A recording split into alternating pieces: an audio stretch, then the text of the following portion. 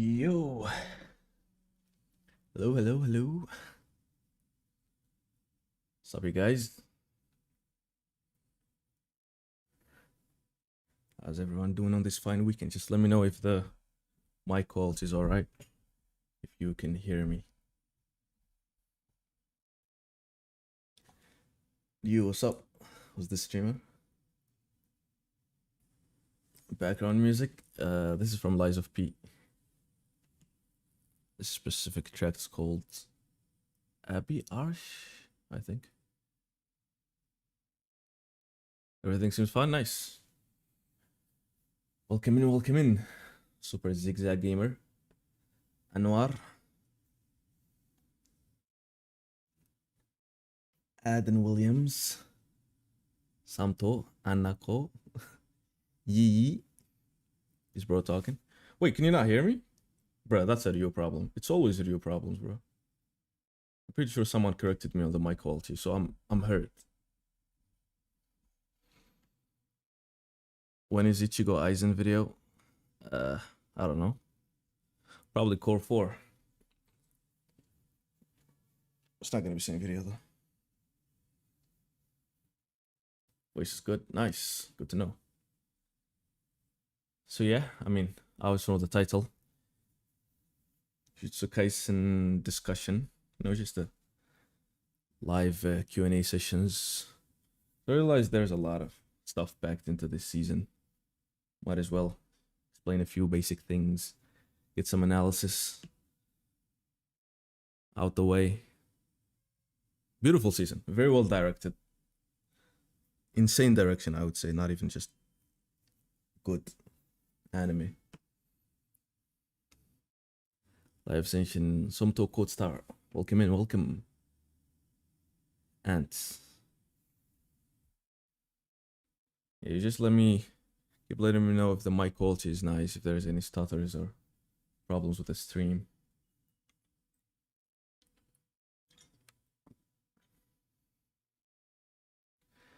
Do you have to have seen the new episode to understand this?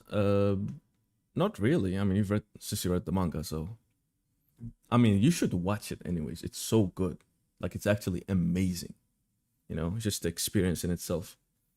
But yeah, this is gonna be anime only, so hopefully you guys also be wary not to spoil anime only people in the chat. I'd really appreciate that. Infinite Arrow.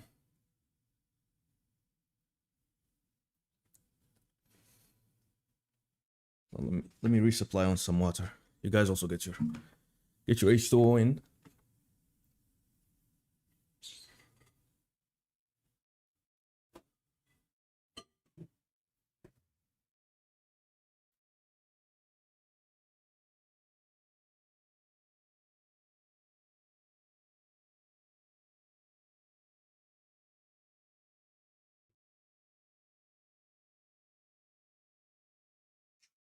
We have acquired the water. Oh, just know it's not a Senshin stream if you don't have at least 3 gallons of water next to you. Planning to watch it once the season is out? Yeah. Finally get to see you on YouTube, actually. It's been a year, I think.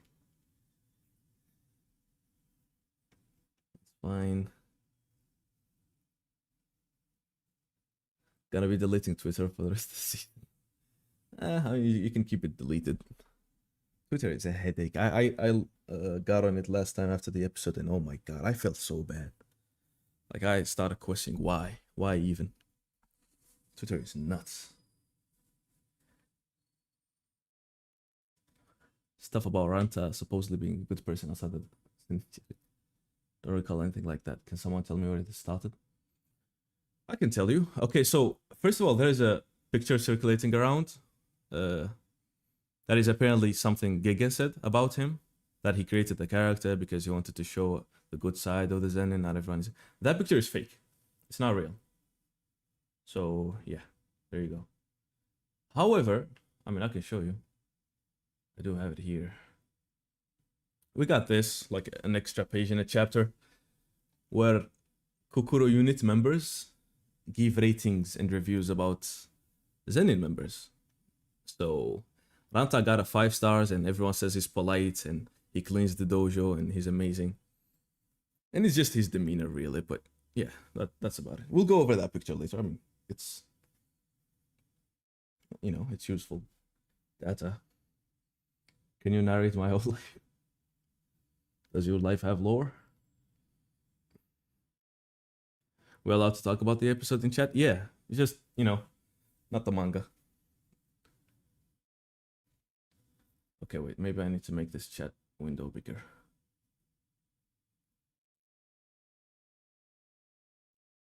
Yeah. Alright.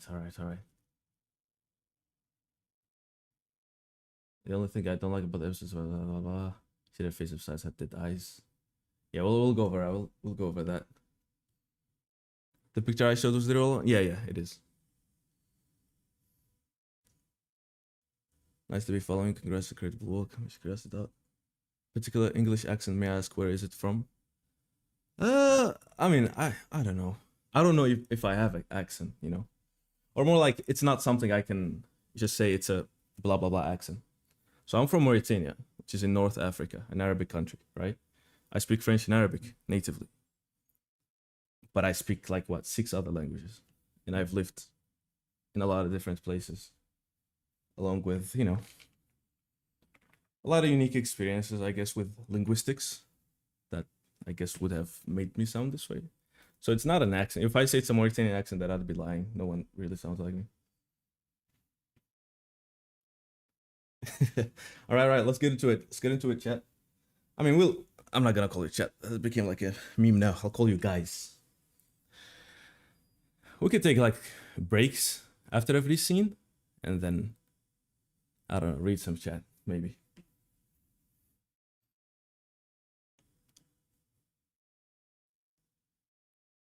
You can tell apart. Hey, Nico. What's up, bro?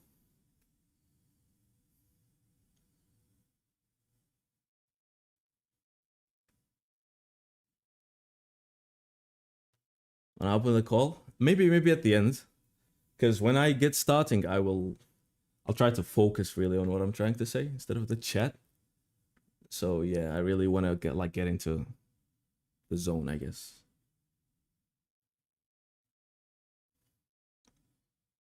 25th Night is in here. Upbeat music. We'll talk about it. She feels both liberated and fun tearing down the people. Yes, but I have a little problem with that we'll get to. Can we get a fucking Israeli life? I can't say that, bro. I'll get banned. Is what I would have said if I was a bitch. Fuck Israel. Anyways. Can we focus on this? I like the episode. This is away. The actual symbolism, meanings, and other stuff.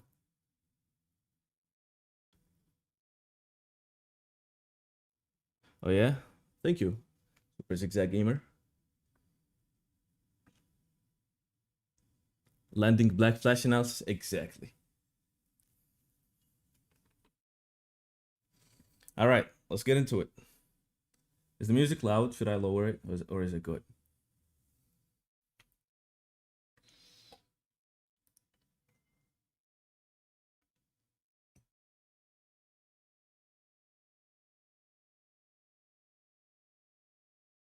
Is that music? There is music, bro. Oh my god. You are you. The you I know. Anyway, so here's the plan. We'll do these weekly.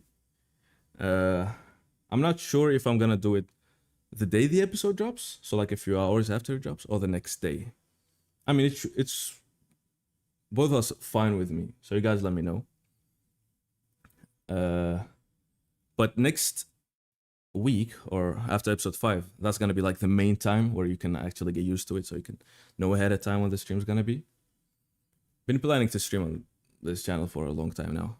Even after this season ends, I'll still like weekly stream, just play random, you know, games, chill. I don't know, do other stuff.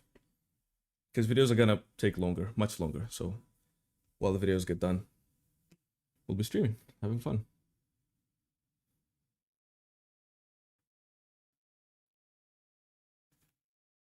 So yeah, okay, let's start.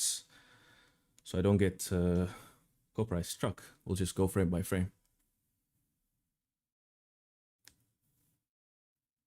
All right. So this episode is titled Perfect Preparation, which is also the name of the mini arc and the title of the chapters. And the name has very important significance. We'll get to it.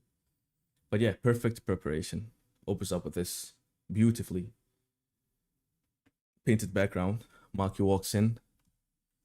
Wait, why is this not working? Oi. Can I get a Maki in here? Yeah. You probably noticed she walks in and the episode ends with her walking out. With slight difference in the lighting and the mood. Other than that, she meets Naoya. Both of them essentially represent the Zenin clan. The bottom of the Zenin clan, the quote-unquote worthless woman. No cursed energy, no technique. And Naoya is a male, the heir. He has a strong technique, respected technique now because his father had it. It's like a showdown, you know, foreshadowing the fight between the bottom and the top. You know, both of them are creations of the Zenin.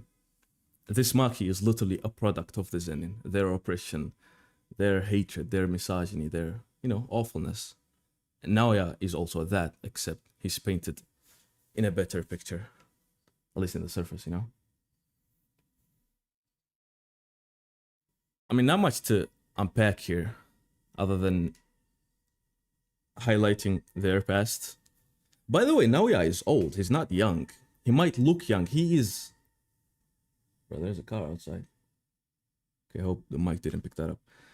Naoya is 26, if I'm correct. He is 26 or 27. He's old, you know? He is pushing 30. So yeah, he's closer to Gojo and Nanami in age. And he's doing this, you know? He's a spoiled brat, that's what he is. I'm not sure whether this lamp actually is supposed to be a visual metaphor for something, but I might look into that. It's not in the manga, I think. Anyways, walking down here. Also, some people wonder why Maki killed her mom. The main reason really is because she kind of let Mai be killed. There's not much she would have done anyways, really, but she hid that from Maki. So, yeah. She tells her to come back. Why did she try to save her? I don't know. Either way, Maki gets in here. We know why. Megumi is the head of the clan. She's using that authority to go in here. Beautiful character moment between the both of them. The Zenin outcasts, you can say. This sets up what Maki believes in, which is a better life for her sister. She wants to become the head of the clan or change the structure of the clan for the sake of her sister, nothing else. She's not doing it for herself, she's not doing it for the clan. They're twins and they are for each other. But this reflection is just reminding her that she's still weak. She's nothing. She cannot be the head of the clan. Megumi is. He has a domain. He has a hereditary technique. He has everything she doesn't. So Megumi feels it. And the manga was clearer, even though the voice actor does make that obvious here, that he was refusing at the start, but then he's like, yeah, of course, let's do it. Some people think that the arc wasn't deserved, that Maki deserved that she got an arc to herself. She didn't deserve 4 chapters in 1 episode. Maki, essentially the 3rd main character in the story. I mean, really, after Yuji and Yuta, Maki has her own character, you know? You could say Gojo is also a 3rd protagonist, but Gojo is bigger than that, you know? Hey, Nico. My goat, appreciate you for the super chat. No message with it? Or is there a message? I can't see. Either way, Nico is the goat.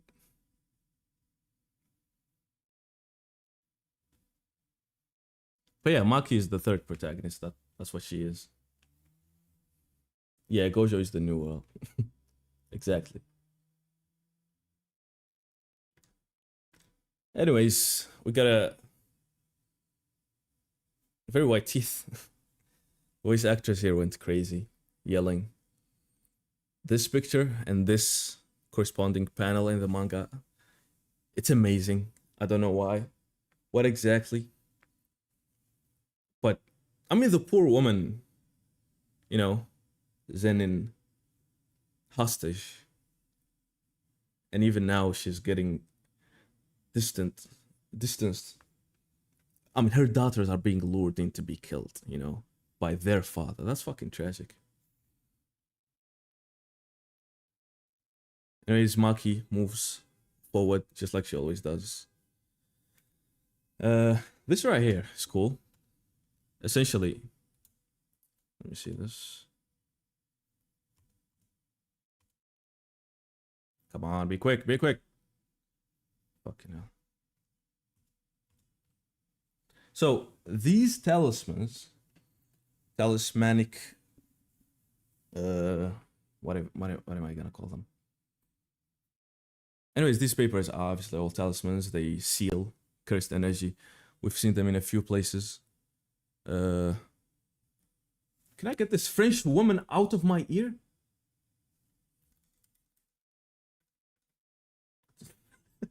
Get out of here. The hell? Can't even talk. Can't focus. You can't hear it? It's the music. Anyways, these talismans, we saw them in Yuji when he got captured and sealed in episode 1, chapter 1. Yuta as well. We often see them on weapons, on cursed objects, cursed tools, stuff like that. Let me pull this up. Someone actually found the exact things. I mean, it's not relevant here, but just a cool detail to show, All of them actually are referencing talismanic, symbols, These symbols are related to onmyoji or onmyodo. Onmyodo is basically sorcery in Japan. Some of these symbols are found in old folklore and mythology books, and it's all those things that JJK always pulls from. So those details being there every time is always impressive. It's the same details, and each one of them, each symbol, talisman, actually has its own story and things. I read about them, researched them, but there's not much. There's not a lot of important things or insane great details, so there's no reason to really go into that. I need to pay attention not to play the episode because we're gonna get blocked. Anyways, next is Naoya / Jinichi Zenin, the head of the Hei and a member of the Hei. The Hei is the elite sorcerers of the Zenin clan. We don't know how much there are, but we know a guaranteed 10. So if there's only, whether there's only 10, okay, it's probably is 10, because we know Jinichi, Naoya, Ranta, Shojuro, the old man, and then the manga says Maki killed the remaining 6. So by the remaining 6, we can assume there are 10, actually. But yeah, Naoya is the head, and here they're just discussing the plan. Do I have a degree in mythology or literature or history? No. Nope. Never studied them. Do you? Well, I mean, you can study literature and history, but mythology. Unless you're an archaeologist. Or, I don't know, researcher.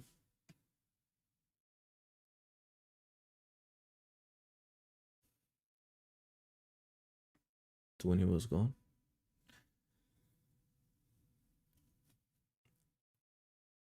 So basically, Zen Clan was really washed. Yeah. They suck. they are. So, you remember episode 1? Naoya got pissed because Megumi is going to be replacing him and becoming the actual head. He says that Jinichi and Ogi are cowards because they would rather welcome an unknown kid rather than endorse him. And that's not the full picture, even though it is, they don't like each other. Jinichi here explains what the plan actually is. The benefit of welcoming Megumi in would correct or better their relations with the Gojo clan. Also, Megumi has a good relationship with Noritoshi Kamo, the Kyoto student, 3rd year, who is the future head. So that is gonna establish, important, or I guess strong allies for them. So they're only thinking of this, benefit. But Megumi is still a Gojo student. He's still gonna try to free him. There's a lot of drama with Itadori. So killing Megumi altogether and just establishing better trust and faith with the higher ups would be more beneficial. So that's why they are doing it. They'll try to kill Megumi, Maki, and Mai as Gojo's remnants, Gojo's students. So that's what Jinichi is explaining here. And then Naoya says, really? Killing his daughters? Is old man Ogi gonna do that? Jinichi says, this was Ogi's plan. So it's not Jinichi's plan, it's not Naoya's, it's actually Ogi. This scum. Cool moments. Dragon Blade. Dragon Blade is such a cool weapon. It has like thrusters. I don't know if it's curse energy or flames that do the, I guess, thrusting action for the weapon.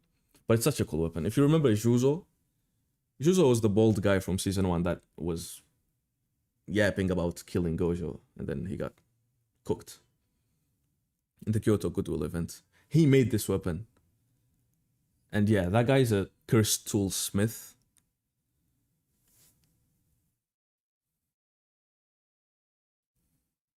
The raccoon guy? Wait, why is he a raccoon guy? Let me get a picture up here of Juzo and Haruta.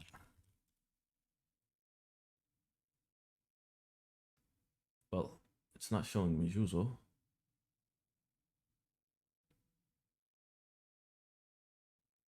Yeah, what the fuck? Google. I'm pretty sure his name is Juzo Kumiya, yeah. Okay, there he is. This wannabe Ikkaku over here.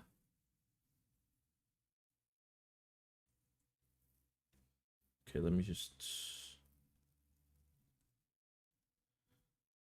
This is Juzo. He's a cursed toolsmith. He makes cursed tools and weapons. And yeah, he made this one. Maki asked Tengen about the location of his warehouse. And that's where she went, looted the warehouse, got this weapon to use. Because after Gojo got sealed, the Zenin clan rushed the Jujutsu High warehouses and stole everything. They stole all of the crystals. Because they were there under Gojo's name.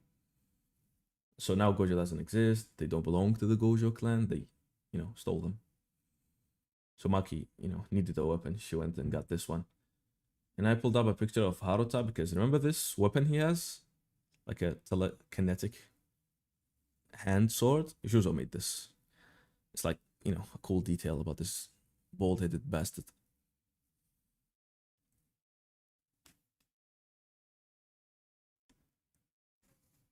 Does Maki's arm look incredibly large in this frame? This one? No, it looks larger in others.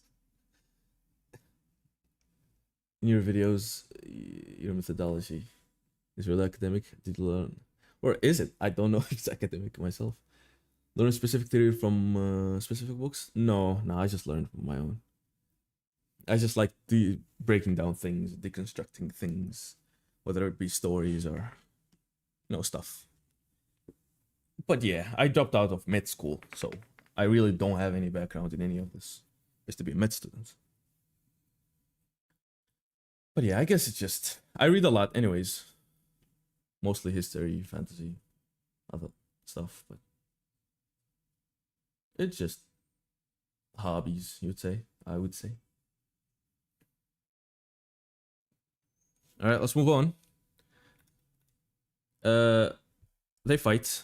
Here you can see propelling action by the weapon. Maki gets the upper hand. She breaks the sword, but Ogi actually wins the fight. He slashes her. Can I get a frame here? Shit. Don't want to get fucking... Well, I'm not getting my frame.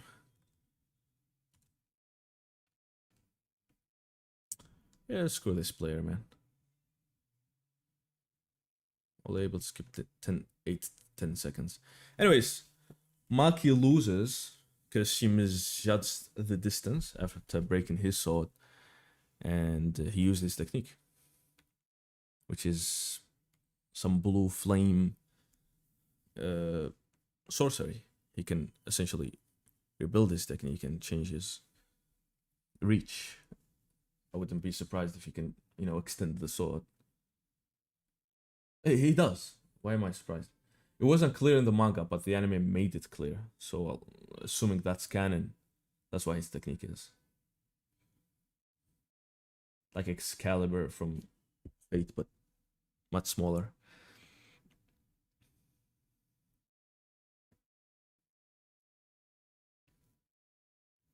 She already lost that eye via Jogo, right? We don't really know. She had a bandage on it. Was the eye gone or was it just a scar? Either way, this slash is what really makes it evident. Also, a cool thing is that she loses her glasses here, but she never needs them again. Because Maki doesn't need glasses. She only uses them for curses, not vision. So yeah, she stops wearing glasses literally after this.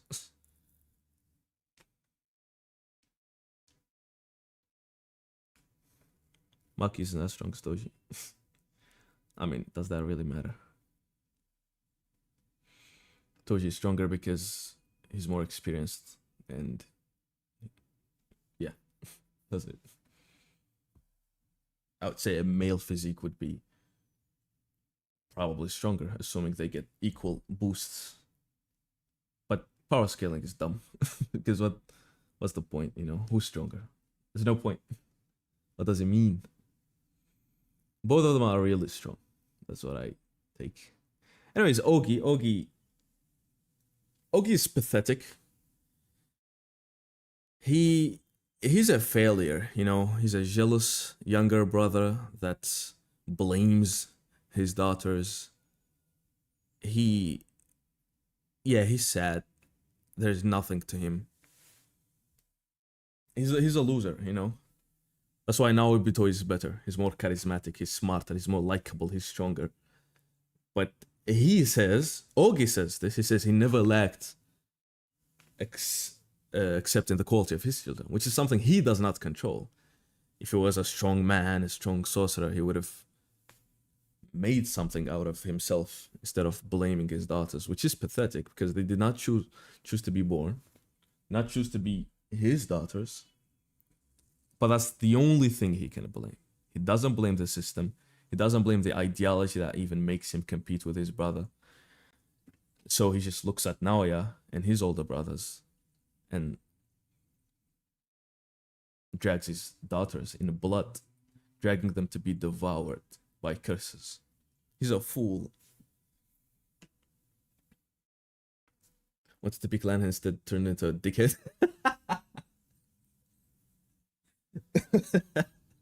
Yeah, exactly. See, that is poetry. It was his drive that ultimately failed him. Well, yeah, he has no drive. He fucking sucks. he said that Naobito's technique has a shallow history. Which is, yes, projection sorcery is a very modern technique. Projection frames, all of that is all modern, like modern technology that gave birth to the innate technique. Which, yes, for a conservative clan would not value the technique. They want hereditary stuff. They will want old ancient things like the 10 shadows. Naobito is still strong, you know, really, really strong, that he became the head of the clan. Stronger than everyone else, you know, apparently. Why would they have a shallow history though? Because the Zenin clan is a very old clan, and just if you think about it, how would frame rates have existed before 100 years ago? You know, so yeah, frame rates. The whole idea of 24 frames comes from film.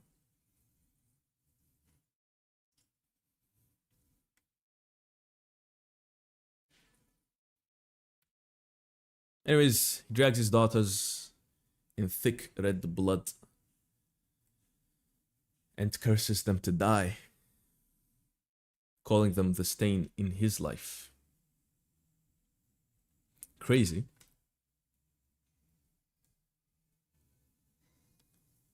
We get a very sad, beautiful moment where Mai praises her sister, praises her strength, saves her. Tragic smile here. All right, now we get to the sauce.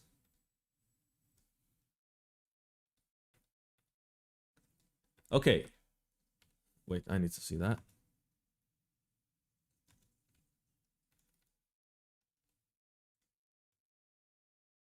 Oh my god. Open your hand, Maki, quick! Quick, copyright. All right.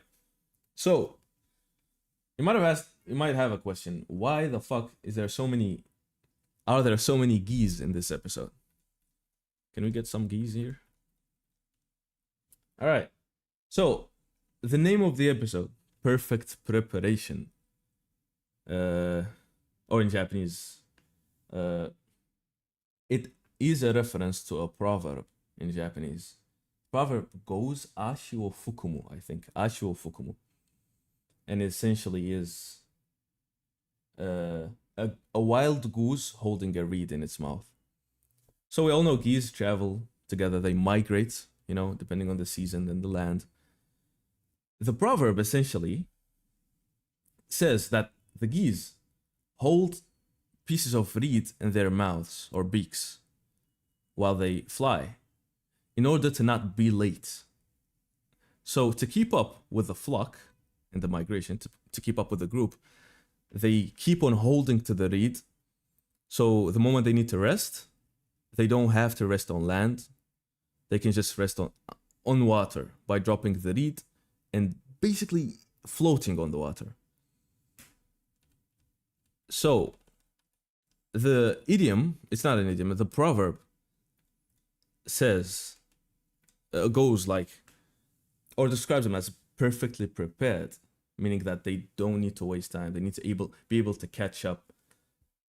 And if you really think about it, that's Maki and Mai. They were born as twins.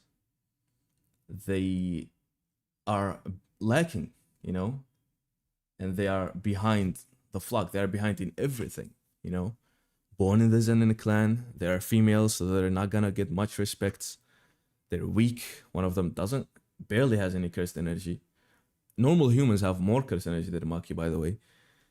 Mai has a technique, but it's useless, pathetic, and very weak. So the only way for them to be able to keep up or to grow strong is for one of them to become the reed, which is this, you know. The perfect preparation essentially means Mai sacrificed herself to become the reed for Maki. That's what her creation is, in the form of the split soul katana.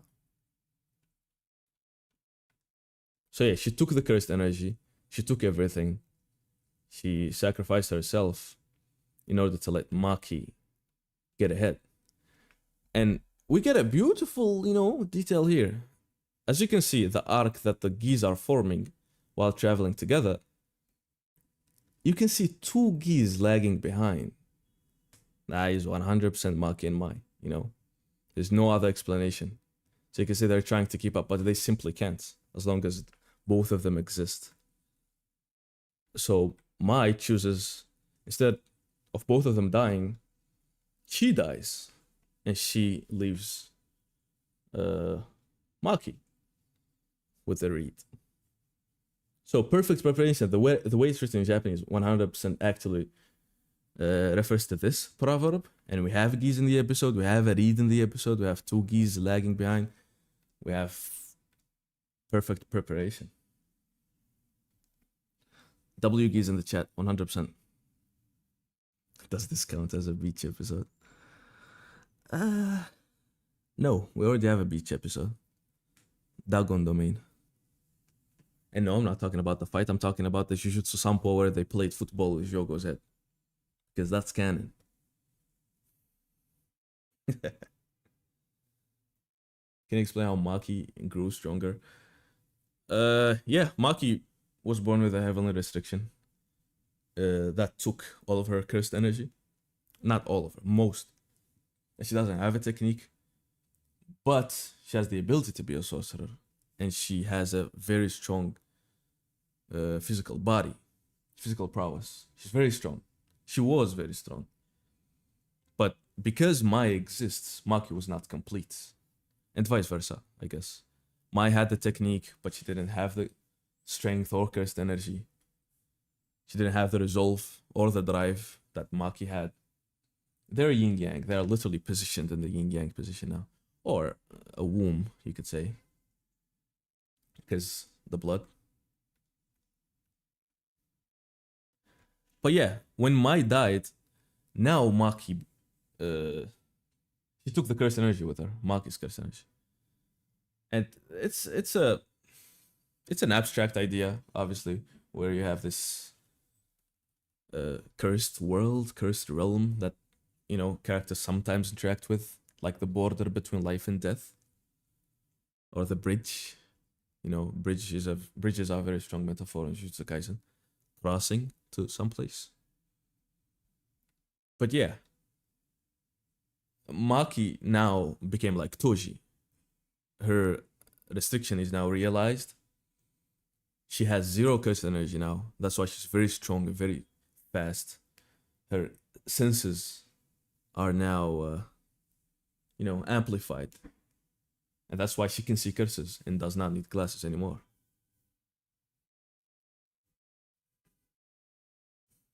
Does Mai's IMU connect to the IMU that was going on between Maito and Yuji in any meaningful way? Yeah, when I saw the translation, I said, I don't know, like when I first watched the episode, I thought about it, but there's not much. I mean,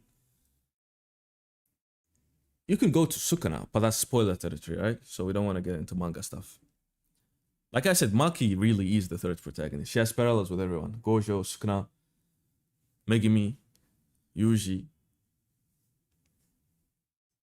The IMU here really isn't the same. Okay, Mahito as the idea, as the curse of humanity, who fights and clashes with the person that represents humanity the most in the story, which is Yuji. IMU there is really reflective. It's more of the question of Jujutsu Kaisen. How does humanity deal with the problems it creates? And Mahito is saying, you just embrace, the reality of me being a curse and you being a human. I kill like I want to and you save like you want to. None of them is wrong or right. It's not really the same here, but here it's more of a literal thing. Like actually, sorcery sees twins as one being. I would say they have one spiritual core, but that's more of a simplification. Like I said, it's an abstract idea that you can really mold in any way you want. But the way JJK does it is closed in this case, I would say. Yo, Tiberius, sup, bro? I did not see your chat. I was looking at chats. Good luck with editing, man. The whole episode was a special great love letter to Kill Bill. Yeah. Maki was useless as all sorcerers can grow stronger as well. He was right. But by having no cursed energy, they can't see her. She's also stronger. Oh yeah, he's just projecting. Ogi's a dickhead. He's saying this after being terrorized by Toji a few years ago. So he's saying we have the same power. No, you don't.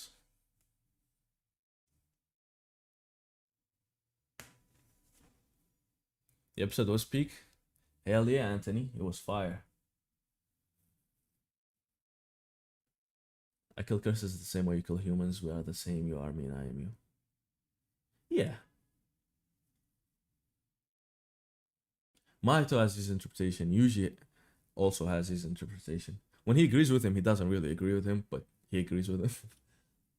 So that's the fun part. Let's move on. Let's move on. Ogi gets a beautiful haircut.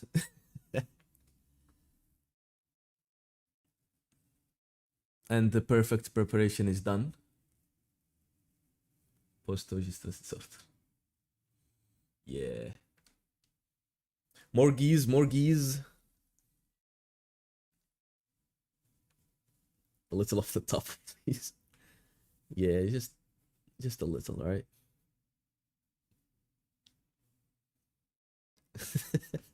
Can you reference? Yeah, I don't know about that.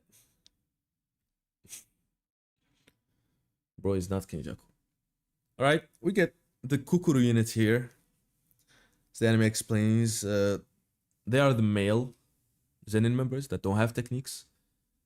They are essentially very well trained in martial arts and very disciplined.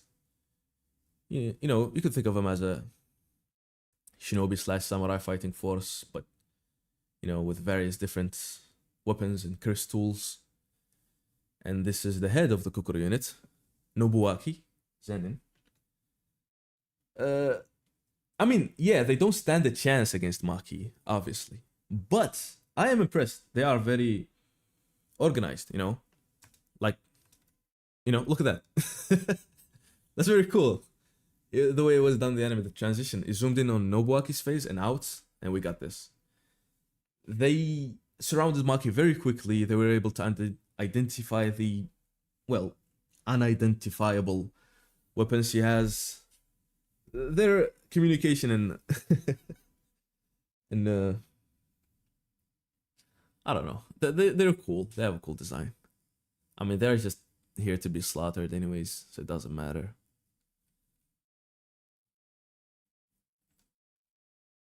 But yeah, here, the fights. It was amazing, right? It was absolutely, you know, breathtaking in the anime. But I don't like one thing that's missing. Or I would say that Maki here is more, she's calm, she's stoic, you know, she's in a Zen state, enlightened. Which, you know, Gojo parallels, heavenly restriction, all of that works here. Except that's not how it was in the manga. So Maki, you know, it wasn't calm at all. She wasn't this chill. She was actually unhinged. She was mad. Pull out panels here.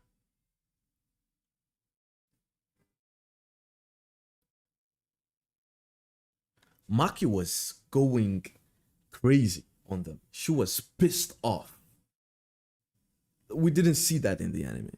I mean, yes, she was cutting them up, killing them, which is already enough of a showcase of frustration, but it's more of the expressions that we missed in the anime.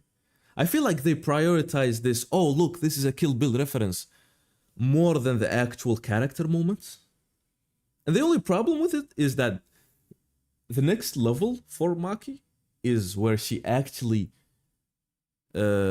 becomes fully realized. So the next arc, the next major moment for Maki, without spoiling, is where she actually goes, where she is tested, you know? Okay, you are now like Toji apparently.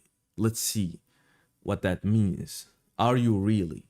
Are you that free? Are you that elevated? I guess.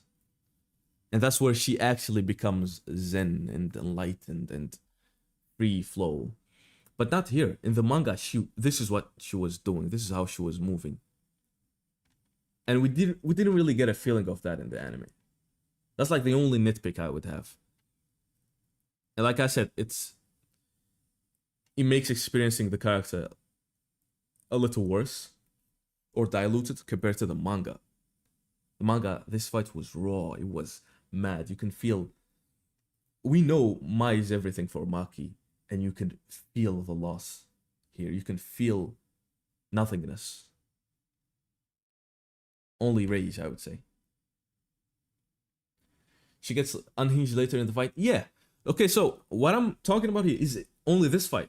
Only against the Kukuro. Against the Hei, that is perfect. That's just like the manga.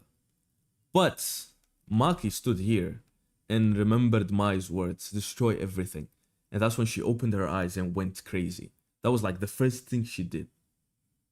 So yeah, the reaction was more emotional. It was stronger here at the start of the fight. When she goes on to fight the Hei, yes, you get a more accurate depiction of Maki in the manga, but not in this fight.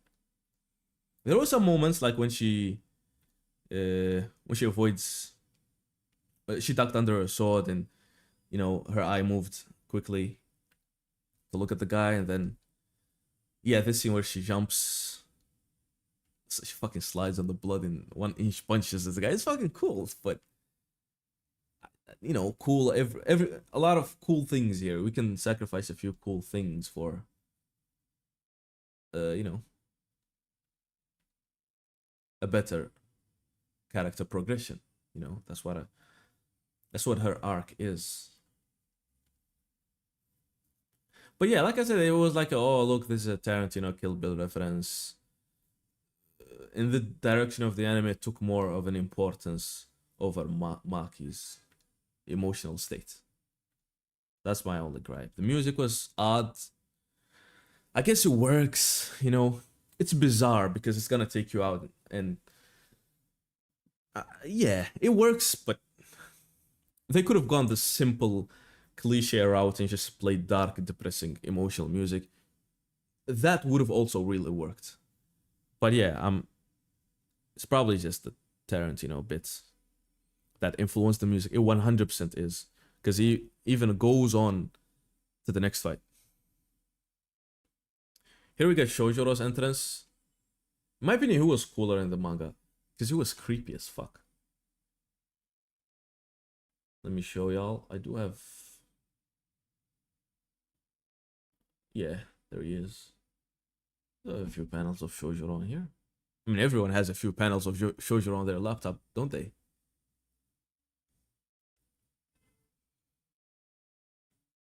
But yeah. It looked a lot fucking creepier, funnier in the manga. And yeah. Maki felt his presence when he activated this technique. He's an earthbender. Apparently, this guy is so old, no one really knows how old he is, because everyone just knows him the same way. He's always been ancient. That's how they describe him. He doesn't talk. Funny guy. By far the most random one. Yeah, I'm not gonna lie, I would have loved seeing more, even more random people. Like maybe 2 more Hey members. We only got 4.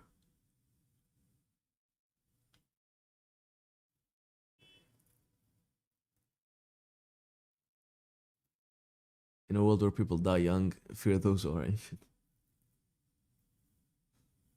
They probably extend their lives by reverse curse energy. Yeah, I don't think this guy has reverse curse energy. Reverse curse energy is very rare. Guys, yeah, we might have seen a few people gain it and learn it at the end of the story, but that's like the climax of the modern golden age of sorcery, where you have the strongest survivors of the culling game going all out and ascending. Of course they're gonna unlock it and learn it. It's like a few people you can count on one hand anyways. But reverse curse energy is very rare, like very complicated and rare. Yeah, this guy does not have reverse curse energy. He could have used it to to regenerate his throat, but he doesn't. Still bothered by what people say about Ranta. Dabura learned it off rip. Yeah, the fucking strongest alien in the universe. Probably not the strongest in the universe, more like the strongest Sumerian. But that's another case. That's like the Gojo alien. The alien Gojo.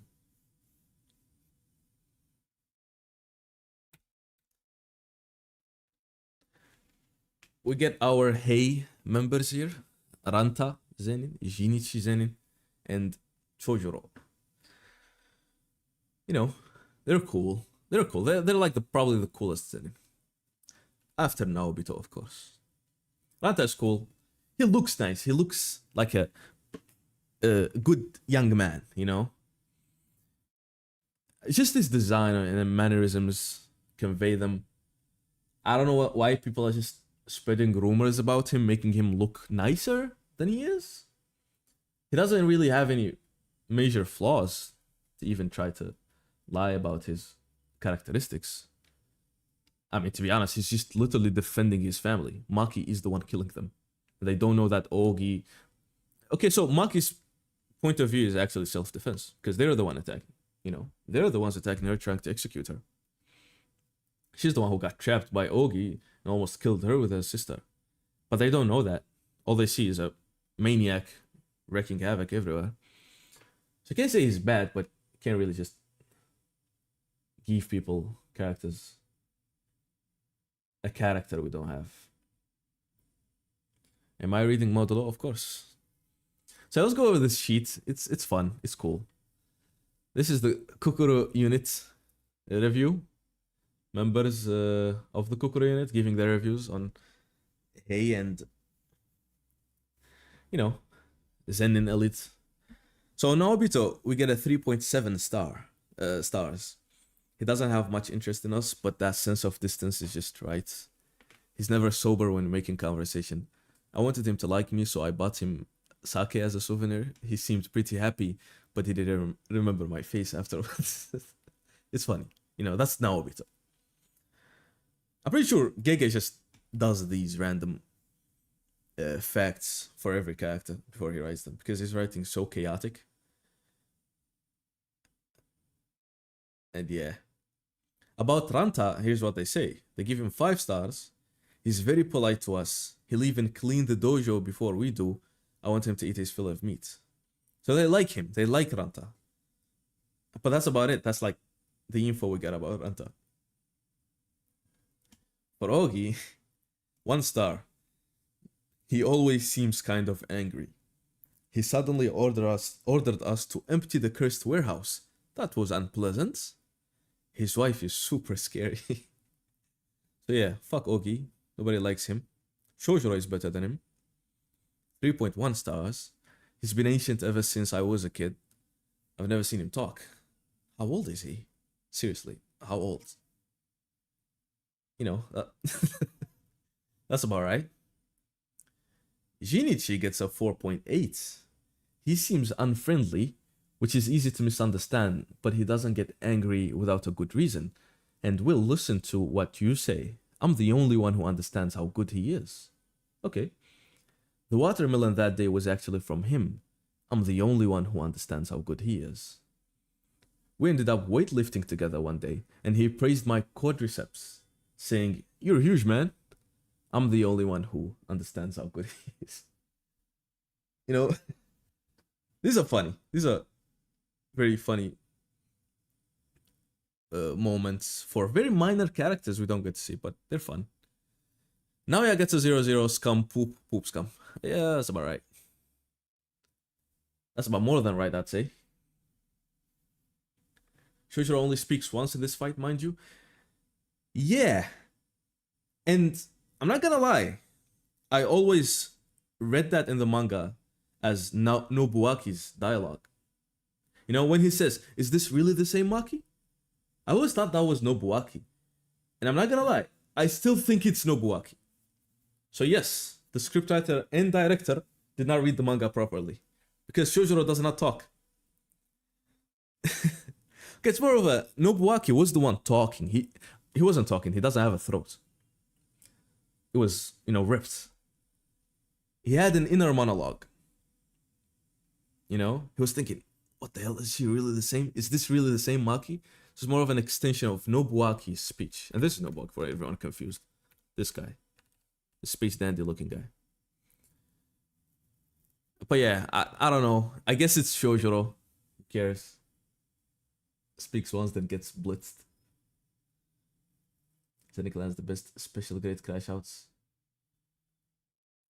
Do you mean these guys? Oh yeah, I don't know why Giga chose to call them special grade 1. Because I see a lot of people think they are actually special grades, which they are not. There's no explanation for this. But we would be right to assume that because the 3 great clans have special treatment and special positions in the world of Jujutsu and the community of sorcerers, their elite have an honorary name. So calling them special grade 1, they're just really special grades. What the hell? What happened to my music? Okay, I think because I opened my AirPods box and switched. Hope that did not change anything for the stream. Can you hear me and the music? Can we get a confirmation for that, please? But yeah, they're not special grade. They're just first grade sorcerers who are a little special. Well, I guess when we get Nanami, Meme, and Gojo and people talking about the strongest first grade sorcerer in the manga, a lot of people say Kusakabe, but Gojo, he says Kusakabe, but then he says, well, it would have been a whole different story if you include the 3 great families. So does he mean that the first grades here, like Jinichi, for example, are stronger than Kusakabe? Is that what Gojo was actually hinting at? Maybe.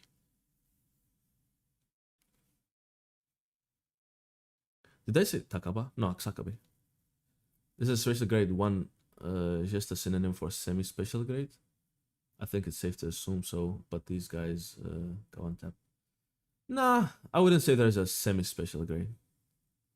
Because it's only these 3 guys, Jinichi, Ogi, and Naoya, and Naobito, by the way, that ever got the special first grade.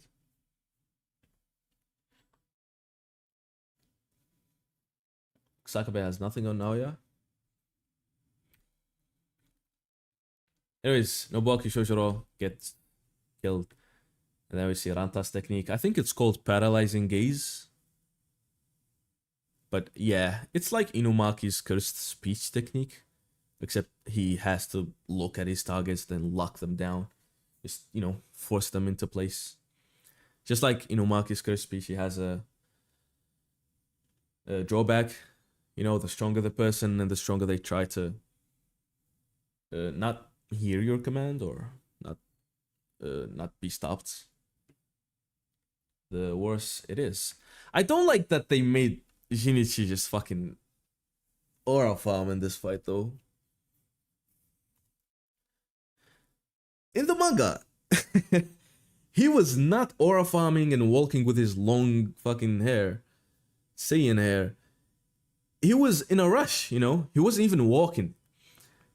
He ran towards Maki and then stopped for 1 second to look at Ranta. Because Ranta was screaming and then he told him, don't worry about me, just kill her. We only exist because of Toji's whim and blah blah blah.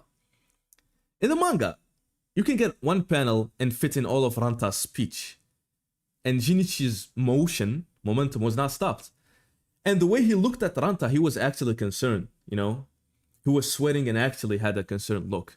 And only advanced when he told him, don't worry about me. But in the anime, he did none of that. Why?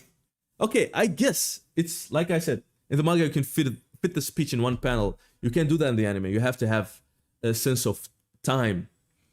So for Ranta to finish his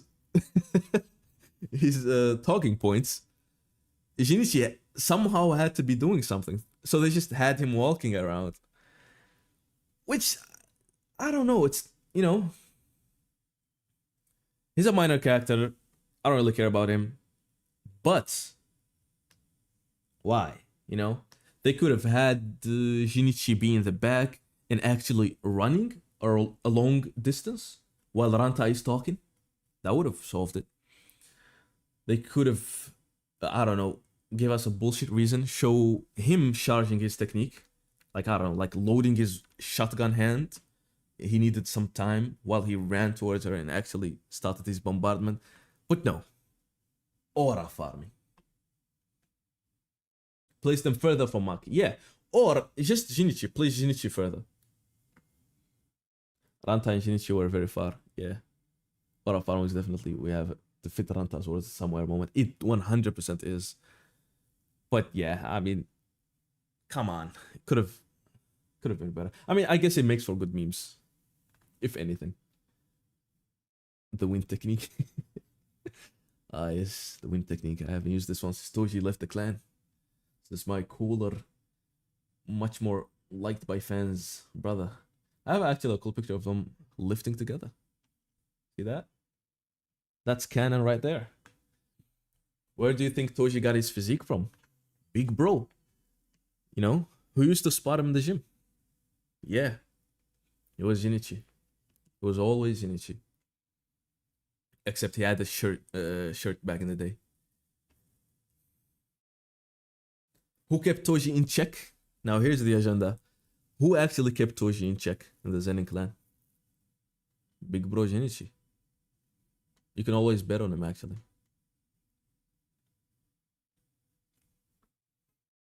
Shinichi is cool. Would have loved to have seen him more, but I guess that's what it is, you know.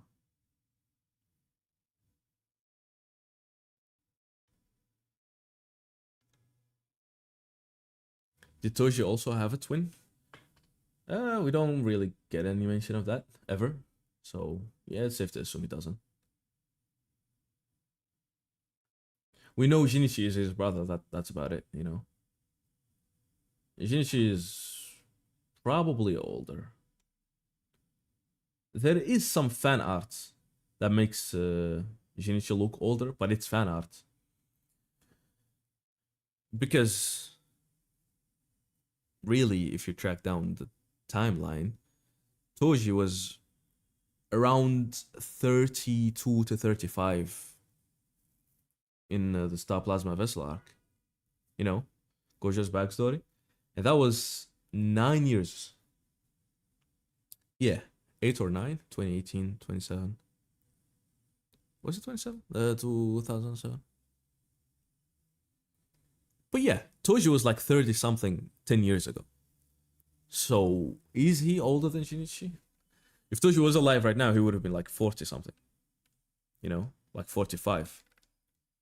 Does Shinichi look older than that? I don't know. Shinichi in his violent moments, something's off. Yeah, something is off. I saw leaks of this chapter. I think we fucking die. You might as well get an edit or two in. Sorry, Ranta. I'll go south. I'm going south on this one. But yeah, my hero overhaul fights. Poor Ranta. He thought Shinichi had it in the bag, but yeah, that's not how it went. The background art of this episode is so good, man. Look at this. Just look at the background. Don't even look at poop scum. The backgrounds look so good.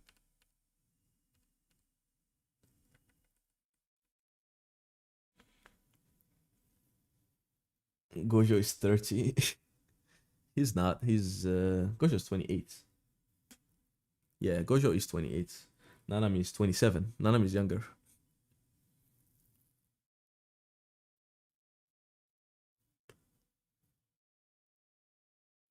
Wonder why didn't Gojo interfere with the Zenin clan? Might would have been fine if he had humbled Naoya back in the day. You mean Maki? Okay, so the thing is, Gojo didn't really know Maki before the events of Geto's terrorist attack, you know, 1 year ago. So he became a teacher and she left Kyoto, left the Zenin clan to go to Tokyo, I guess to distance herself from them so they don't interfere as much. Because if she was in Kyoto, then, nothing would have changed. That's why Mai is in Kyoto's school and Maki is in Tokyo. So she just happened to join and Gojo became the teacher. It's not like he knew her. Don't think he knows everyone like he knows Megumi. That's a very close relationship between the two. Gojo is like an adoptive father to Megumi and Tsumiki. The dust explosion from Shojiro's technique looked amazing. This whole episode looks absolutely immaculate.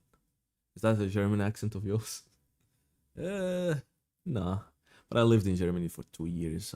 I mean, I don't speak German fluently. But yeah, I don't know. I don't, like I said, what my accent is a whole other question. Are the people defending this man Naoya? The Japanese, bro. The Japanese fandom, they love Naoya. They love Naoya. Oh, they're mad this episode. Yeah, Naoya fans, bro. If Goso, Gojo Zono, Jujutsu Kaisen's main director, somehow leaves or is pressured by the Japanese fandom, I will lose my mind. I will lose my mind, actually. That guy is the fucking GOAT. Anyways, Naoya. Flashback. Toji. He is running happily. He wants to be mean to this loser everyone says has no cursed energy. Little did he know, this loser is a Chad. The Chaddened one, actually. Lore implications, by the way. Why does Toji have 5 toes? Now that is a question we need to answer.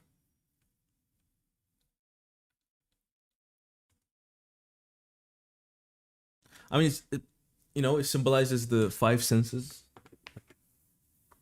The 5 insane senses of Toji.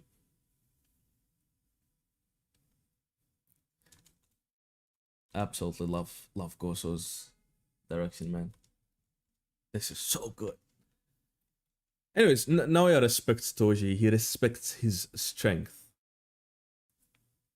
But the irony is, Maki apparently is like Toji now, but he still doesn't want to accept her. So in Naoya's mind, he's not like others because, unlike them, he recognizes Toji's strength. But just like them, he fails to recognize Maki's strength. So he's stuck in between these two feelings. He thinks he actually is above the others and is the head of the clan. And unlike his father and other Zenin members, he isn't... Because he was awestruck by Toji, he thought he escaped the cycle. But no, he doesn't, He's way too deep into the Zenin hole. Lost parts of a limb in the punishment room? No. I think the data we have only says that the scar on his face is from there. The scar on his mouth. But yeah, Toji doesn't have any missing limbs. Or parts of limbs, Anyways, cool fight. Amazing Yutaka Nakamura reference with the square explosions and crazy My Hero Academia-like animation. The fight in the manga actually looked very inspired by Utapon style animation. So, of course, they went all out. Utapon himself was not an animator on this episode, but yeah, all of the animators actually, respect him and like him because he's the GOATs. Look at this, though! That's a wallpaper, man.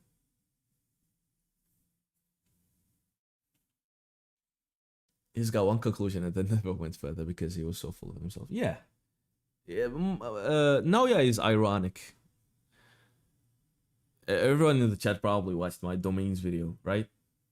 If you've seen the section for Naoya, I call him the king of irony. And I still believe that. He's very ironic. He's very funny. His whole existence is funny. You know, he lost every fight. You know, he's so proud in his strength and everything. He's generally a loser. Everything he believes in slaps him in the back. And if he thinks he escaped an ideology, that's just his blindness. There's a lot of puns with Naoya's existence. It's funny.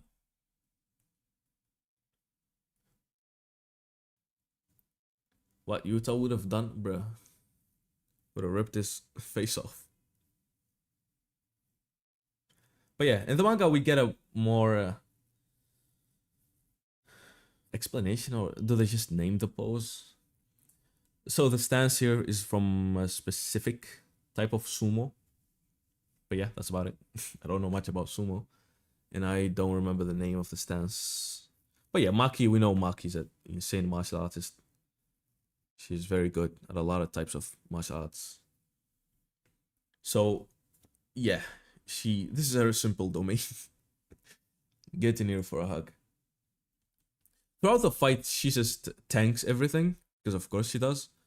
And she counts, she's trying to track down and actually count the number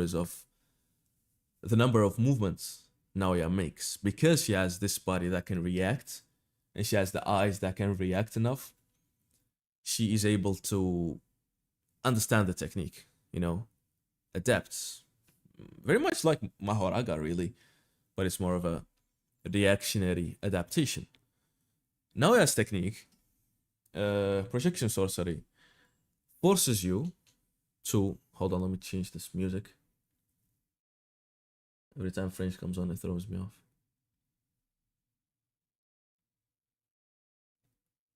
Yeah, projection sorcery. He can apply it to himself or to other people if he touches them.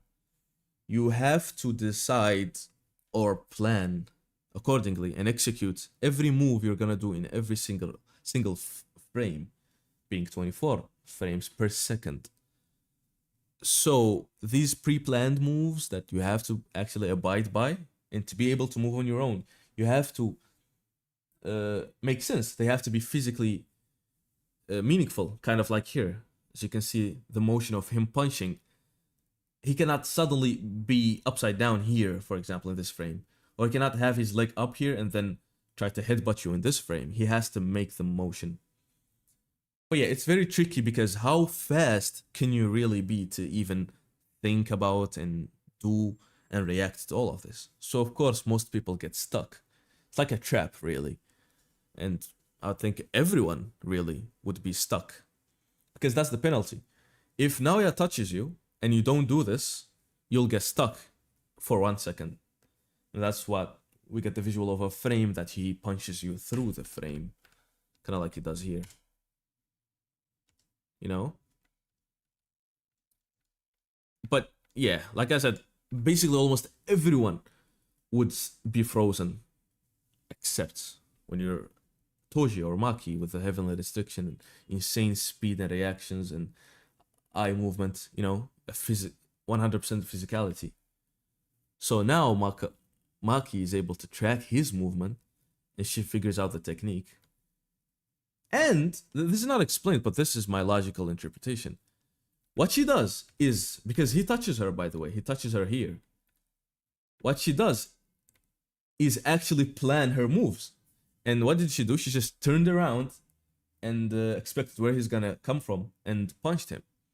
That's why we get the slow motion, because they are actually in the same frame, I would say, same time, you know, same speed. And because they were already planned, Naoya was already rushing from behind, and she was already in the motion of punching, he can't do anything. But yeah, that's like the most, what makes the most sense, you know? Would Yuji be able to? I mean, we don't really know. Like I said, I'm not a power scaler. I don't really care for power scaling. But, you know, I understand it makes for fun discussions and arguments and debates and everything. Yuji, it's gonna depend on which Yuji. Current Yuji, after Shibuya, or endgame Yuji, manga Yuji. That one 100% would, probably. But this one, I don't know, because Maki now is stronger than Yuji. Like, way stronger than Yuji. Like, way, way stronger than Yuji. It's not even close, you know? This Maki is way above him. Yeah, he had no way to dodge because it was a predetermined path from the technique. Yeah, exactly. That's a good. That's exactly what I'm trying to say. But yeah, simple conclusion really. She one tapped him, and he's gone. Broke his fucking skull. They gave us 4 frames of the punch. More irony here is that Naoya gets killed by Maki's mom. If you guys remember, on one of the very first panels Naoya is introduced in, one of the first sentences he says is, "Any woman who cannot walk 3 steps behind a man should be stabbed in the back and die." And he says that to Maki's mom after he was insulting her daughters. So she walks from behind him and stabs him, just like he said. It's so cool.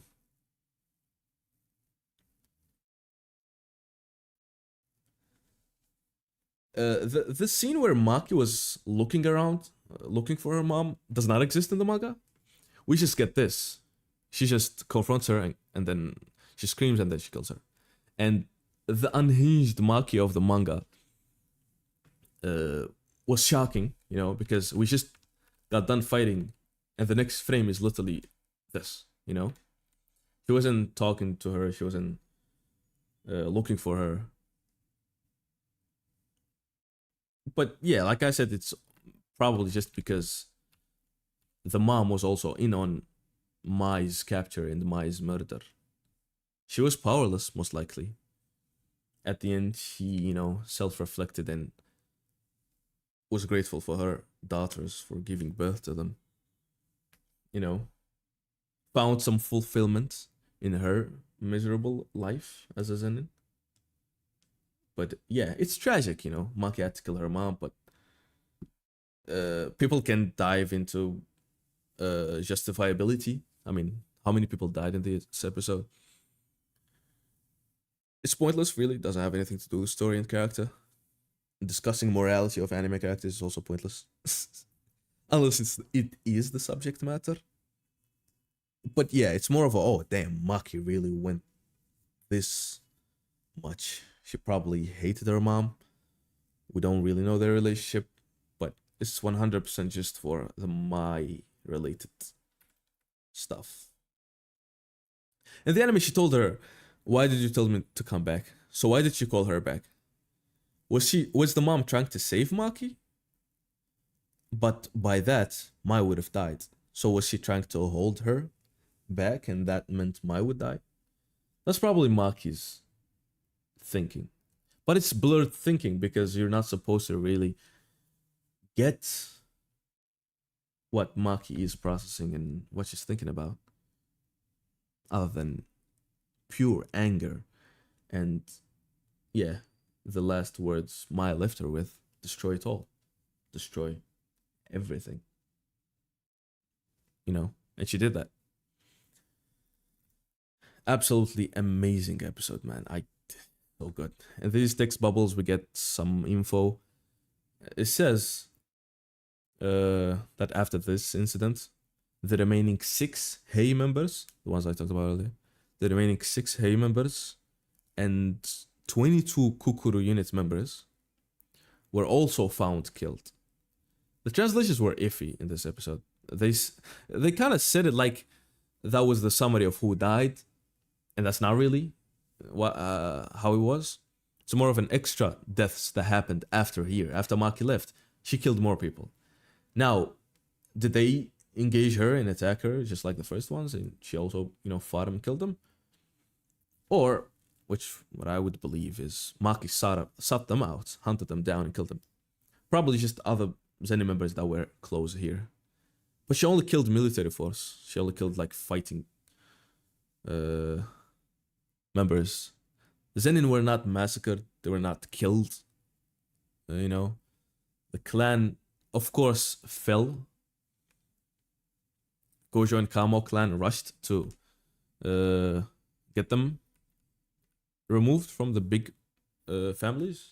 Like, of course they would. Who are the strong members now? We have a couple of Zenin people or children, women, and randoms, but not the heads of the military, not the elites, not the fighting combat. That's what Maki took down. He didn't kill all of the Zenin. Blood for the blood. Yeah. Perspective in a processor processing what happened later in the manga. Yeah, exactly. Oh, I love that moment. Bruh, Sakura Ajima. Ooh. I love that colony. It's probably my favorite thing. That in Sandai, man. And Tokyo one. But yeah, Naruto Shikamo X Maki. My goated outcasts, my goated suppressed children of conservative clans. Man. Yeah, the military force is exactly what Maki killed here. Amazing episode. Ends with a different yet very similar frame to the first one. Just Maki leaving. Same exact angle, same exact shot, except we can see the time passage through the lighting and the sun. That's it. What an episode. It was so good.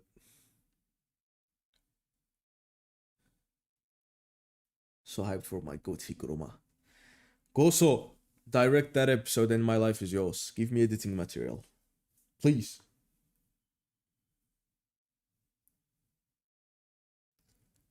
Maharaga by itself is superior to all the Zenin Maki killed. They definitely would have gone back to the 3 big clans if making me ever beat Maho. Yeah. 100%. It's just like the Gojo clan, really. One man clan, one man army. Makes up everything, really. Mappa cooked? Yeah, they did. And hope they continue to cook. This season has a much better schedule and much healthier workflow. So, if anything, that means it's guaranteed to be better than season 2. At most times, which is insane already. Because how the hell do you even top season 2? But we're 4 episodes in and that is becoming a reality, you know? Since now all the songs that you know, that would fit Hakari's Aqua theme. Yeah, I want to hear Toka Donka, bro. I mean, are they gonna do it? Probably not, but man, if they do it, it's gonna be amazing. I mean, Hakari's meme and trend was so popular. It did not escape them, you know? If we know about it, then the people working on this must have seen it, man. But yeah, for the theme, for the manga gimmick, they're gonna play a traditional Japanese anime like opening. Love Train, Save Love Train, whatever it's called, the actual song. By the way, wait. There's a weird thing.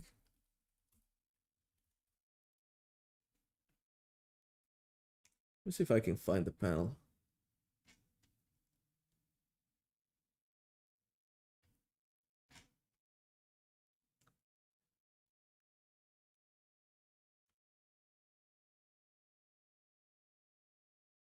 Okay, found it.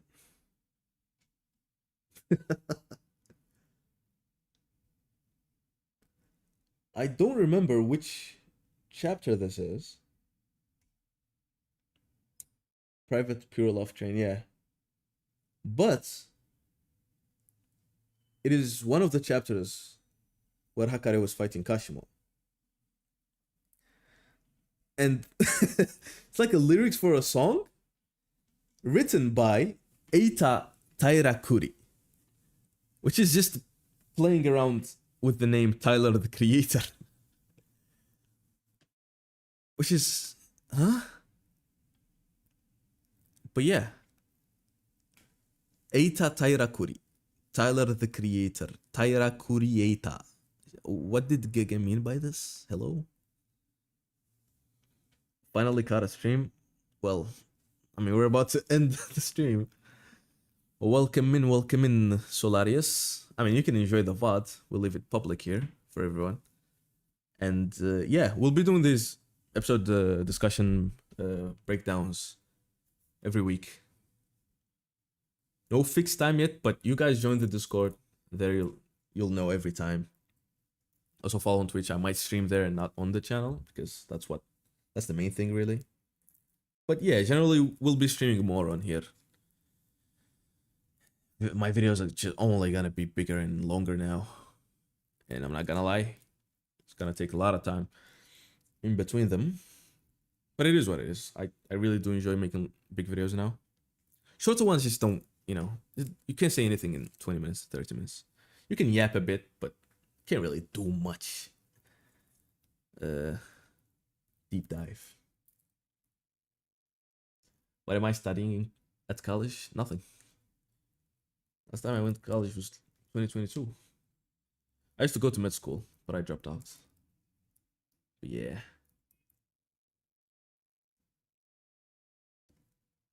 JoJo videos when? About that. So I don't have any JoJo videos planned for now. First one, I'm not gonna say it failed, but it did not do well. And that was the binding vow, you know. If the video did well, then I'd make a video for every part. And that didn't happen. However, that does not mean I'm never talking about JoJo again. Hell no. I love JoJo's. So yeah, I'll just go back to the original idea of actually just making a all-encompassing, insane video about JoJo's. Whether it be the promised over-analyzing stance or JoJo villains analysis, I guess. A video for all of the villains. I don't know. But yeah, something along those lines. But not the video for each part. That's not Ascension video anymore, you know? Will you be continuing your JJK series or are you moving on to other media? The video I'm working on right now is about Jujutsu Kaisen. And it's a very big one. But yeah, I have two planned. That one and a Higuruma video. Other than that, don't have any idea. I mean, it's not like, oh, I'm done with JJK or I'm bored with it. But it's all about ideas, you know? If I get a nice idea that is worthy of a video, I'll make it anytime. But yeah, it's more of... I said everything about this manga, really. It's not that big of a manga anyways. 270 chapters, I have almost 10 hours of analysis if you combine all of my videos. The novels? Yes, I am working on novels. But to be more specific, on multiple worlds, really. But there's this one main big one that I've been working on for 3 years. I've been world building it, just learning the craft, researching anyways, writing things, looking at them, thinking it's shit. And then starting from zero, moving on to another story. But it's because I'm really focused on the channel and it takes a lot of time to make those videos that I can't really go all in on writing. But I'm getting there, you know. I am writing, I am back to it. And I will be publishing soon, hopefully. But it's just taking it slowly. First couple of books will be just novellas to establish a writing style, to get something written and something out. And then really actually move on to the stories I have been mostly building. But yeah, I'm a perfectionist with everything, videos and novels, so I don't expect to have an insane output anyways. Also, writing is a long-term game, you know, it's like a lifetime career. So I'm happy with getting a proper book out 3-5 years from now. Or next 3 months, who knows? But yeah, they're about them, I guess. If you played the Souls games, That's like the main thing. I love the Souls games. They're my favorite games. Bloodborne specifically. So yeah, a lot from that. Dark fantasy, berserk-like things, Game of Thronesy, A Song of Ice and Fire. It's like the main fantasy novel influence. Malazan, Book of the Fallen, Joao Procambi stuff. So the First Law. Those are my favorites, and I draw a lot from them. But different, you know. So like my main story, main world, you know. My Game of Thrones, I would say, because I spent so much time create that world and that history. Is like Kingdom, the manga, mixed with Game of Thrones, but with an Arabic/African twist. You know, I pull from those mythologies and those histories and those cultures instead of others, instead of Asian ones, instead of Western things. But I still do anyways. Yeah, it's all a whole mess of that. Souls games, A Song of Ice and Fire, Jujutsu Kaisen, Bleach, especially the power system. Yeah, that's the stuff right there, you know. Assassin's Creed, Bloodborne, Song of Ice and Fire as an inspiration. Please don't take a 15 years hiatus like George. Okay, here's one thing I can guarantee. I will get a book out before he gets Winds of Winter out. So yeah.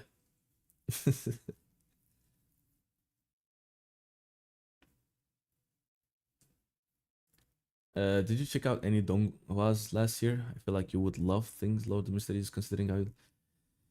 Yes, I've read a few bits of Lord of the Mysteries and watched the new anime, but yeah, I haven't really gotten into that.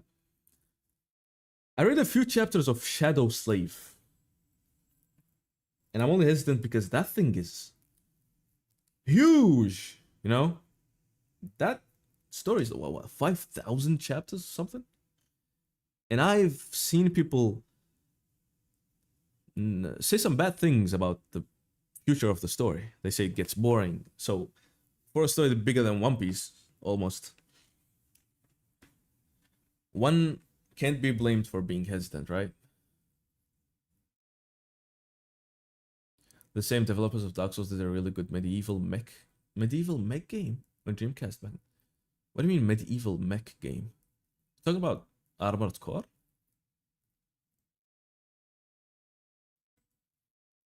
Is Armored Core on Dreamcast? Frame Gride. Oh, okay. We'll talk about Armored Core, but that's not medieval, so it must be something else. Haven't looked into the Souls games, bruh. They're my favorite games. They're the best. Because they're streaming Disco Elysium. You know what? Yes. I have played 2 to 3 hours of that game back in 2020. And yeah, it's not like I dropped it or anything. I remember traveling and doing some random stuff and never getting back to it. But yeah, that's, I don't think it's on my backlog list, but 100%, you know, that is something that I would be interested in playing. Let me show you some of the games that I want to play on stream here on the channel. Wait, where's my Steam?